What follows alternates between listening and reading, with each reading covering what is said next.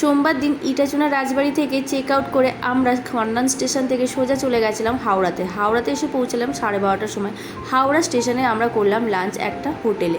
আমি নিয়েছিলাম ভেজ থালি, আর রাজা অনেক দিন পর খেলো বিরিয়ানি, তাই মুখে এত হাসি। তো আমাদের কাছে অনেকক্ষণ সময় ছিল, কারণ ট্রেনের টাইম ছিল 3:50। তাই আমরা হাওড়া ঘাট থেকে ফেরি করে চলে গেলাম ওপারে ফেয়ালি ঘাটে ছিল একটা পার্ক। তো সেখানে ঢুকে আমরা কিছুক্ষণ সময় কাটালাম। বসে বসে কী করবো, দেখলাম গাছে সবাই নিজের নাম লিখেছে, তো আমিও লিখে দিলাম S+N। তারপর কিছুক্ষণ বসে আমরা চলে এলাম হাওড়া স্টেশনে। ট্রেনের টাইম আমাদের হয়ে গেছিলো, আর আমরা যাব প্রথমবার বন্দে ভারতে করে। ফার্স্ট টাইম আমার অভিজ্ঞতা বন্দে ভারতে চাপার।